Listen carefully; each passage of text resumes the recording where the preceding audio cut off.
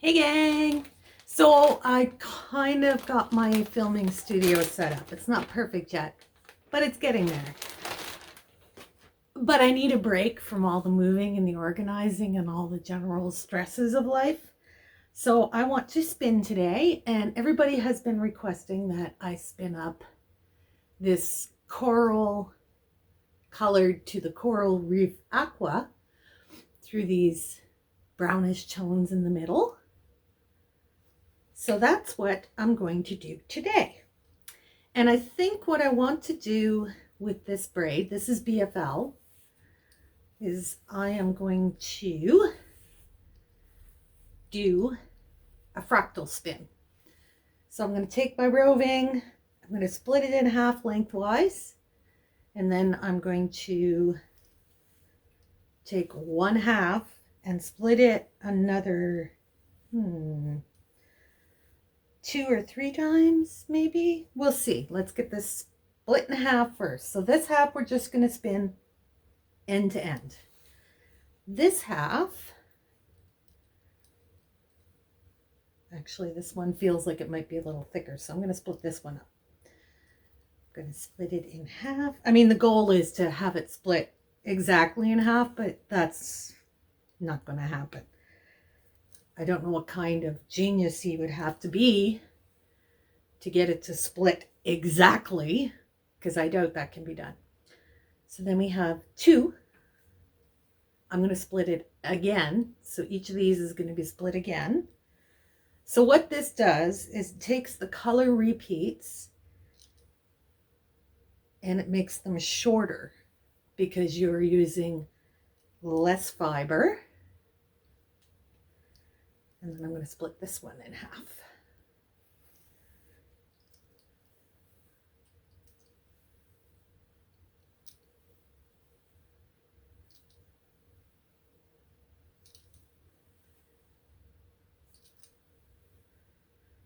There we go. So now this half is split into 4 pieces, and this half is just half. So I'm going to spin it end to end. So I will start from the coral reef aqua end. I'll spin each of these starting from the coral reef aqua one after another. Then I will spin this one from the coral reef aqua end all the way to the coral end, and then we'll ply them together. I'm going to get spinning on my wheel, put some podcasts on, and I will pop in and check with you periodically along the way. So let's get spinning. All right, out of this mess of fiber I have here, I'm just going to grab one strand. I have my regular flyer on my wheel.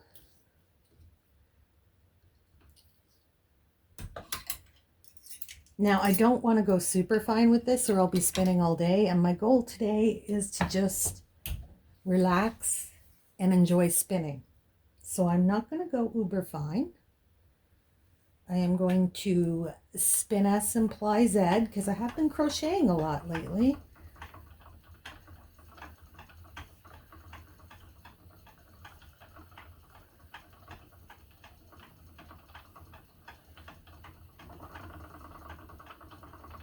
Now, because I'm going to be spinning 2 bobbins worth, first thing I'm going to do, oops, that got a little thin, is I'm going to do a ply back test. And it's only going to be a 2 ply.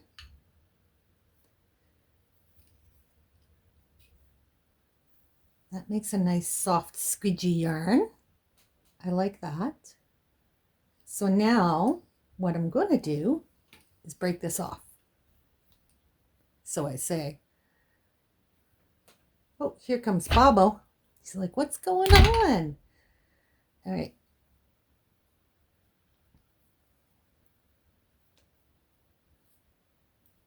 So we have our little ply back sample. I'm going to untwist the end a bit here so that I can wrap it over my orifice hook. So now I have a quick sample that I can check with periodically.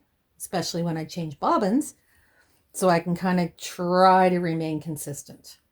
I'm not terribly good at consistency, and consistency is not necessarily my goal. Close is good enough for me. I've just tied that on, and I will just keep spinning. Now, periodically what I'll do, just to make sure I'm sort of keeping consistent, is I'll do a quick ply back sample and check it with my first one I made. So they're staying relatively consistent. Now, granted, this is like 2 seconds after I spun the first one, but as I go work my way through the fiber, I can keep checking back to make sure I'm not getting too thin or too fat as time goes on, because the tendency is to change how you're spinning rather than remain consistent. Now I am going to sit back a bit and just relax and spin. So this is probably going to take me a couple of hours. I'll come back when I switch to my other bobbin that I'm just going to spin end to end, and we will check in then. So just a quick check-in. I've spun through all the colors in the roving so you can see how they look. The bronze ends up being like a blend with some spots of the coral weave aqua and some spots of the coral, and it's looking quite lovely. I am very happy with it so far, and I shall keep spinning. Back in a bit. Almost forgot to film this. I'm onto my second bobbin.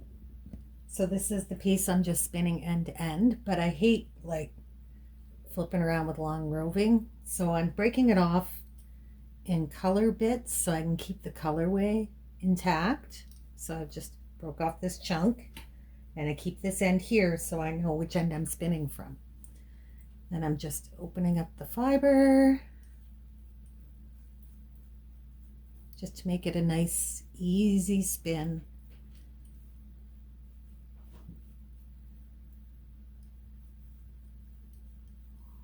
I love that sound.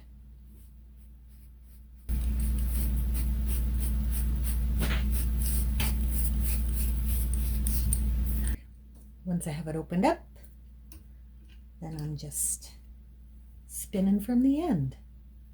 Oh, here comes Bobbo. Oh, look at that. I lost it. I got distracted by the Bobbo. His cuteness is sneaking in. Oh, he's staying just out of camera range.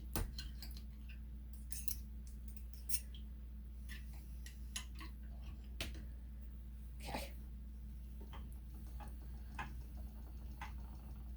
There we go. So this way, I can keep my color runs intact, but I can also have an easier spin. I'm not, he just climbed the chair behind me.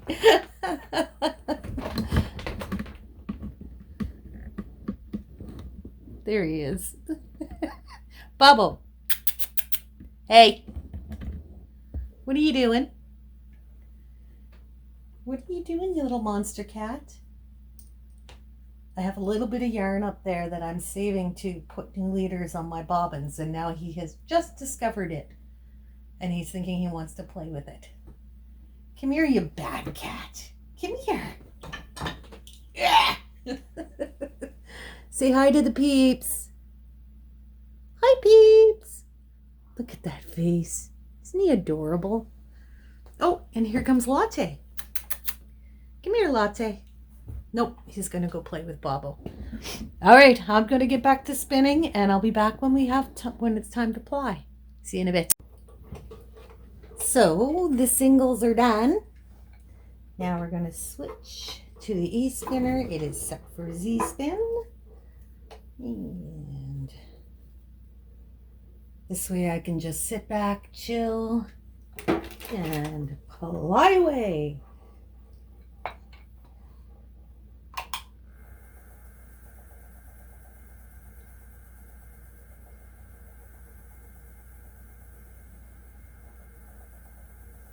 Alright, just need to increase my uptake a little bit. I did not let these rest. I'm horrible for that. I never let my singles rest. I just go right into applying because, you know, I'm impatient.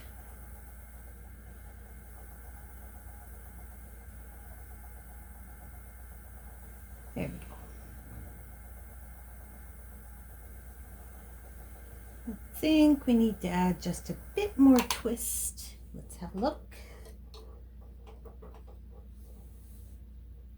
Yeah, that's pretty soft. I always like mine just a little bit over twisted. I just like the look of that yarn more, and it does kind of even itself out when it washes. There, that's better.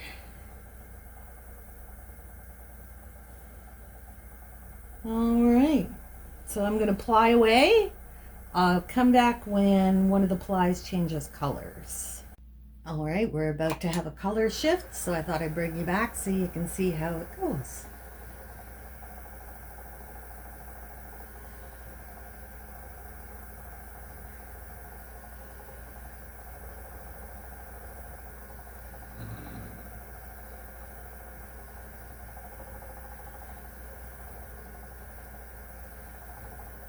Well, apparently it's going slower than I thought it would.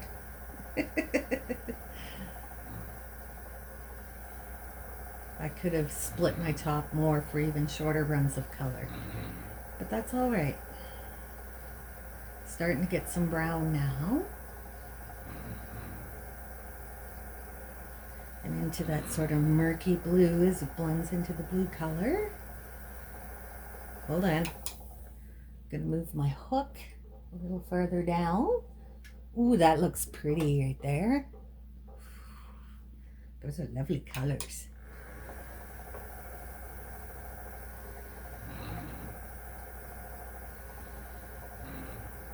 The change is so gradual that it's happening over a long portion of the yarn. I'm okay with that.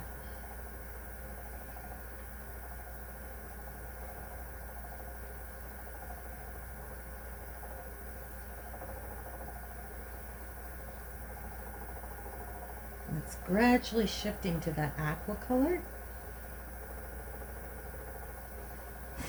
It starts off a very light aqua tint and then darkens up as we get into it.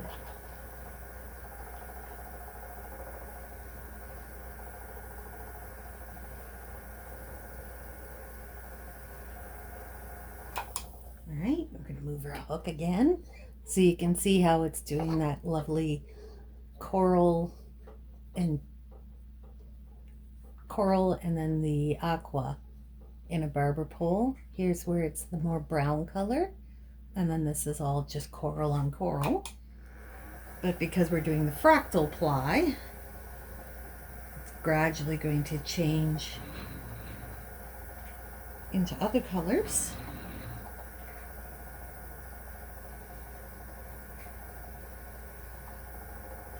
I really love having the e-spinner for plying. This is so relaxing. I actually have my Netflix set up beside me so I can watch that as I spin. All right, I just need to increase my scotch tension to increase the uptake a little bit. As you add yarn to it, you start to lose that uptake with scotch tension. So I have to keep adjusting it. There we go, that's better.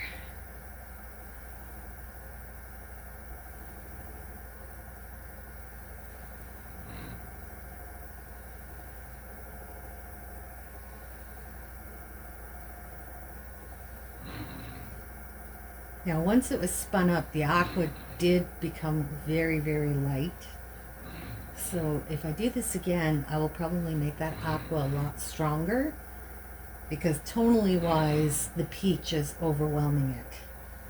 It's a much stronger color.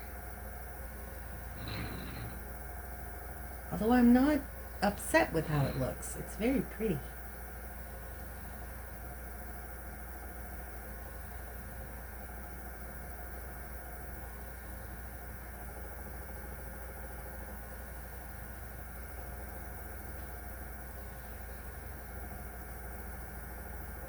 Right, so that's our first strand of color change. Now we're going back into the coral again. So now we're going to have a run of just coral. So I will come back when our main single changes to the Aqua, and we'll see how the end of it turns out. Back in a bit. So now our main strand is blue. You can see how it's mostly the blue color. Well, aqua. Mostly the coral. And here's a blend of the aqua and the brown as we move through our single strand of the aqua. Our long single strand of the aqua. So the shorter strands are now going to wrap it, giving us that lovely fractal spin. So we're coming up onto our coral on the shorter chunks. So now we'll have a run of the coral brownie aqua color. So overall, we're going to have the same play of colors across the entire skein. And that's the lovely part about fractal spins. So I'm going to finish this up, and when I have it off the bobbin, I'll come back and show you what it looks like in skein form. Well, I wasn't even close at having my bobbins even. So what I'm going to do with the rest of it is I'll just chain ply it onto the end. With my notch and keep going. This way I don't have a bunch of random singles kicking around, and it will be all in one big skein. Just put that on the floor beside me, up my tension a bit, and then decrease my speed. I always find chain plying, you don't need near as much twist, but I do like to have a fair bit of uptake. And I don't know why it is that chain plying takes so much less twist. I guess because you're using 3 singles and 2 of them want to already wrap together. I don't know. There's, I'm sure, some scientific, technical reason for it. Don't know, don't care. Just know that it takes a lot less twist.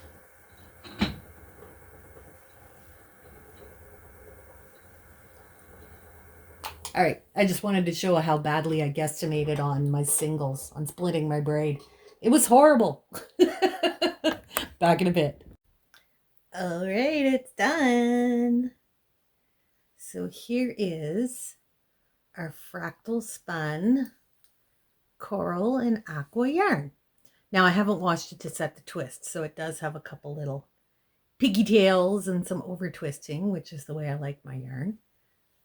But you can see how the color graduations go through the whole thing, giving it a homogeneous feel throughout the skein, even as we're working with contrasting colors.